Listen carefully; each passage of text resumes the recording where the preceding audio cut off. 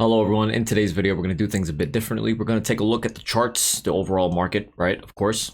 Then we're also going to take a look at some news articles that will affect the market and some things that I think are worth taking a look at. All right, so without further ado, I hope you guys enjoyed today's video. Please let me know if you like this sort of video or if you just want it to be purely technical analysis, but I think this would be better. All right, so without further ado, let's get started with the video. Thank you.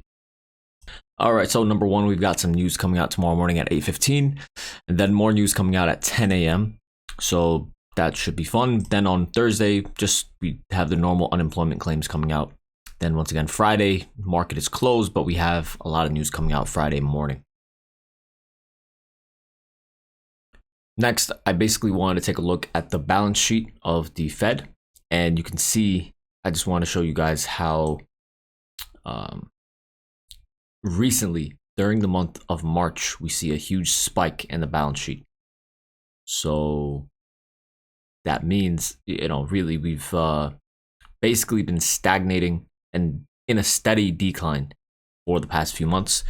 But then recently in March, we had a huge spike up. So this is definitely driving the overall buying pressure that we're getting out of the overall market and the equities market in general.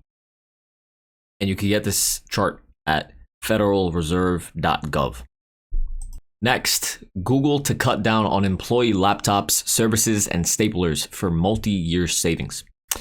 So in this article, it doesn't mention it, but Google has many different services that they offer to their employees, right? So over here, cutting down on desktop, PC, and staplers. So among the equipment changes, Google is pausing refreshes for laptops, desktop PCs, and monitors. It's also changing how often equipment is replaced. They also gave employees benefits for fitness classes, and they took those away as well. And also, Google employees have also noticed some more extreme cutbacks to office supplies in recent weeks. Staplers and tape are no longer being provided to print stations company-wide as part of a effectiveness initiative, according to a separate internal facilities directive viewed by CNBC.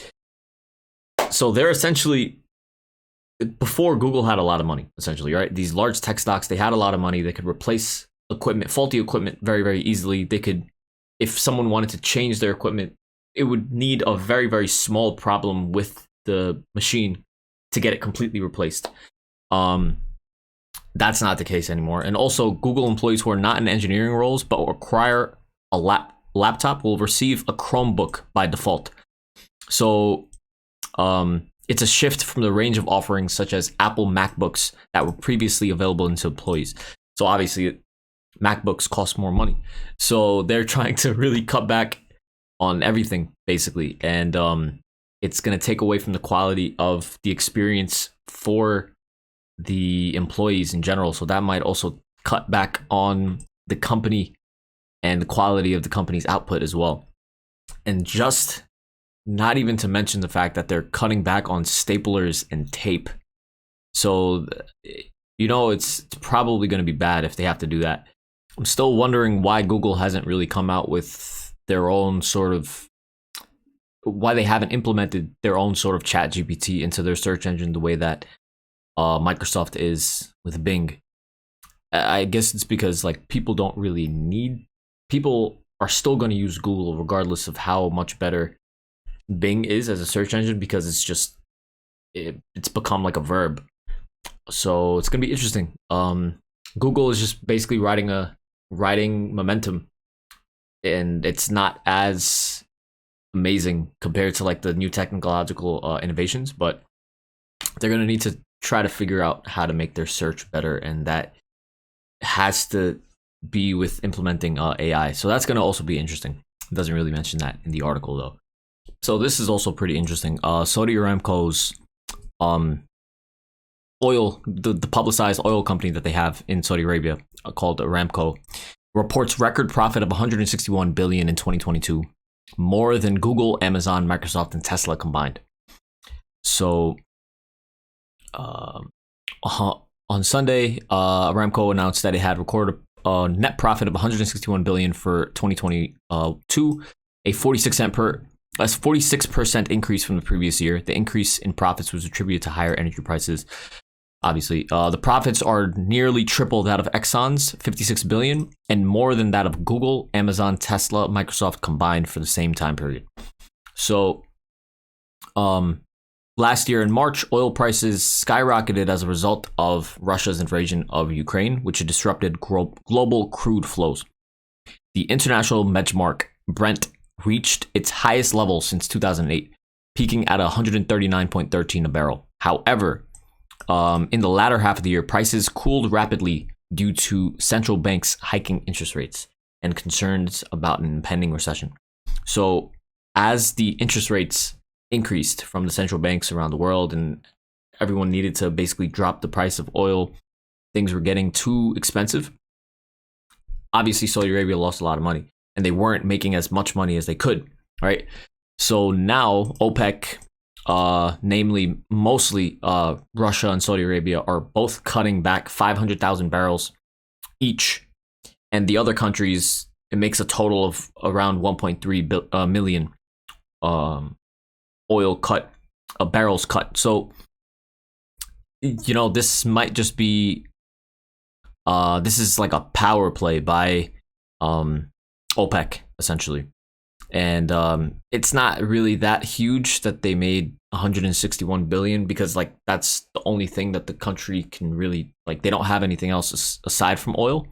So I mean, like, you would hope that they had a good you would hope that they did well with oil, obviously, right? Because that's mostly all that the country can do, right? So yeah, I want to share that. And here's some fun news. GM only sold 2 Hummer electric vehicles in Q1, which sucks for them. All right, so now let's get into the charts. I hope you guys enjoyed this little rundown of recent news. All right, let me know how you guys feel about this in the comments. All right, so all we're going to do now is we're going to just look at equities. So we're going to take a look at the SPY, the NASDAQ, the IWM, and the different stocks within each of these that would affect the price movement of each. All right. So, number one, I just want to take a look at the Costco's. So this is a daily chart, everything, a daily chart. So this is Costco. Take a look at HD, Home Depot. Take a look at Walmart. So what you see here, especially with HD, Walmart, they are very, very overextended to the upside in terms of the Bollinger Band. So you can see that they were very overextended. And they needed an opportunity to cool off, right? An upward move like this is not sustainable. You can see we're opening and closing, opening and closing, opening and closing outside of the upper level of the Bollinger Band. And it's not, obviously, this is not a sustainable move to the upside, right? So as these stocks were moving up and they were showing a lot of strength, the Fords, right? These different stocks were showing a lot of strength. They needed an opportunity to cool off, right? And they were really helping the IWM. And that's basically the reason why the IWM took a bit of a tumble today. And the stocks that were the biggest winners needed an opportunity to cool off because they were being very overextended to the upside in terms of the Bollinger Band. And they just needed an opportunity to take some profits to try to consolidate above support and make a direction for either an upside or a downside move continued, right? So that's really it for what I want to look at for the IWM. Now, we take a look at the chips, right? This is a really, really clear as day bearish little move here on Nvidia, on AMD. They're not showing bullishness, right? When we take a look at Microsoft as well, Microsoft is given a big wick above a level of resistance. So we shot up above it, right? And we didn't get a close above it. This was a wick. So wicks is when you break above, but you end up closing below. So this portion of the candle here is a wick, and that is not generally a bullish sign. So the way now what we need to do is we need to break above this high at 290.45. And Microsoft is a pretty important player in this move on tech as well. Microsoft was one of the best performing stocks. Aside from the chips, Microsoft was one of the reasons why the NASDAQ shot up like this. And also when we take a look at Apple, Apple has a pretty nice little reversal candle here at the top as well. Overall, an upside move cannot sustain itself continuously on anything. So whether it's a tech stock, whether it's a consumer staple, regardless of what sector it is, there needs to be an opportunity for a bit of a pullback. So that's why when you look at the NASDAQ is still holding its bullish structure.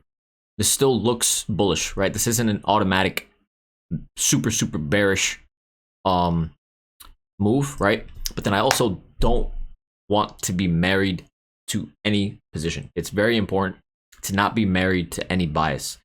We have to trade what we see. What we know pragmatically is that April is the stock market's best performing month. Given that, right, what we should be doing is taking tight shorts, because shorting during a very strong month is very difficult and it's very risky. You would rather be going alongside the overall strength of the market regardless, right? So because this is a good setup, right? This is technically a good shorting opportunity, right?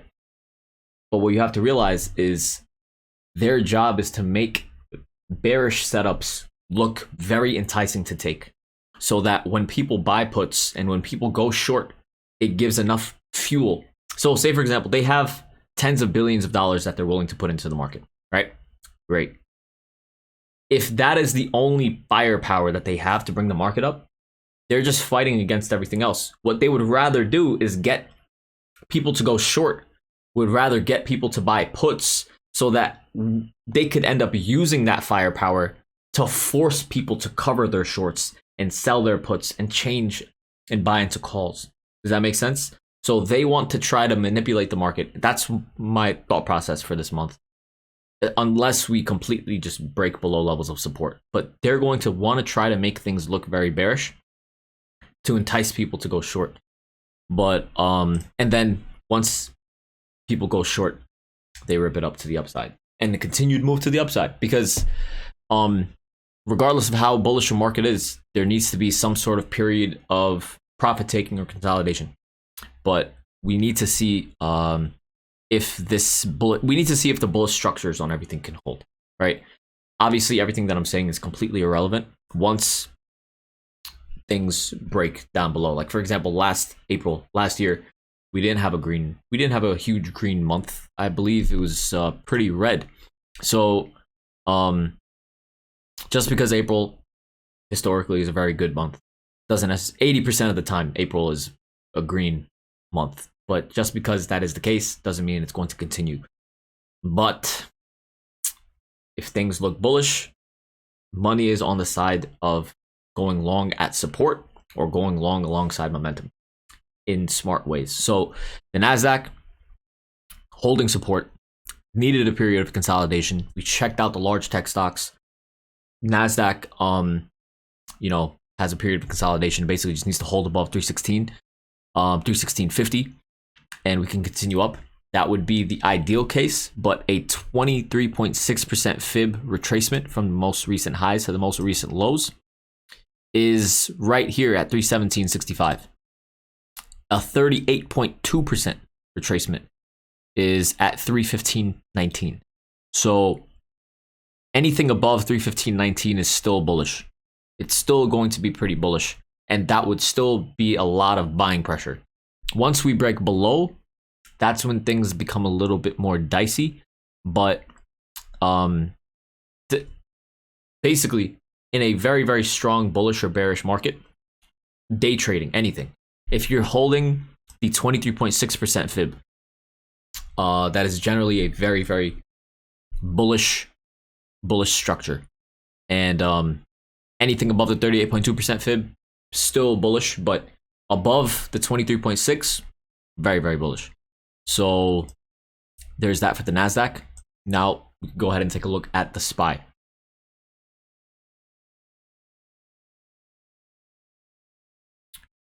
So the SPY, right? I was showing how yesterday we were very overextended outside of the upper level of the Bollinger Band. I was talking about this for a few minutes. and we needed some sort of period of consolidation because we were not going to be able to continue shooting up because we are very overextended to the upside in terms of the Bollinger Band. Okay, so today was pretty good in that regard. We opened outside of the upper level of the Bollinger Band, and it was just basically an opportunity for profit taking and for consolidation. Obviously, this is a picture perfect short. This looks very, very good to short, right? You would have to be like you're just married to the bullish picture every day if you don't think that this is a good opportunity to go short. But the issue is that we're holding important levels of Fibonacci levels, for example. So we're still holding the 22.6% fib from the recent lows in December to the recent highs, right? But now if we create a new one from March to the highs here, you can still see that we're not even close to the 23.6% fib on the SPY. So the 22.6% fib ends up being at 406.61. Holding that is still going to be very bullish. But once again, 408 is going to be that level, in my opinion, that would maintain a continued push to the upside. And this is basically what the market needed. We needed an opportunity for the market to cool off. And if things are going to be bullish, it wasn't just going to go up in a straight line, right? But what my point is that it's much easier to go alongside data. And the overall data is that April tends to be more bullish. We're gonna have to, it would be easier if that, like, the stops being the case, and it would be easier if they can start breaking it below the 23.6, but then specifically if they break it below this zone here and they start like really capitulating it to the downside, obviously then it's easier to be short. But you can't just constantly just have a bullish bias. This is a really technically a good opportunity to short, but this is the first line, essentially. 408 is the first line of defense for bulls, and it's one of the most important ones because it still coincides with the main fib level. It coincides with major resistance and support from the past, and this is a good opportunity for them to consolidate it. So if this can consolidate, bounce off of 408, 407.50 and continue up, then this is basically picture perfect. Little opportunity for some profit taking and a continued move to the upside. But if that doesn't work, then so ideally, right, to be bullish for tomorrow once more, we would need to close at least above 410.50.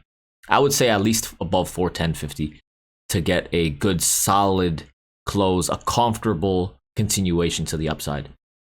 So if we can close above that level for tomorrow, then we'll continue up, and we should continue up. It would be a good opportunity for us to continue up because then at this point, many people are bearish. Technically, this is a good opportunity to short. But once again, if we close above at least 50% of this candle, but I would want it to close more than 50% of the candle, but 50% of the candle is 409.50. All right. Generally, if you close above 50% of the candle, it continues going up. It continues in that direction. But to be super comfortable, you want to see this close above 410.50. And with that being said, I hope that makes sense. Just in general, tech stocks are making everything looks like a really good short opportunity, right? But they dropped it right to support. So that's the issue. So had we not dropped to major levels of support, it would have been very easy to just go short. But they dropped it right to levels of support, man. So it's like a lot of the news is also going to be, a lot of this move now is also going to be dependent on tomorrow morning's news. And if tomorrow morning's news is bullish, then it's just going to rip to the upside, regardless of how technically sound this looks. So should be fun. Should be very, very fun. Should be a very fun next few weeks, to say the least. All right. So I hope you guys enjoyed today's video. Make sure to like, comment, subscribe, do all that good stuff. And I will see you guys bright and early tomorrow morning. Thank you.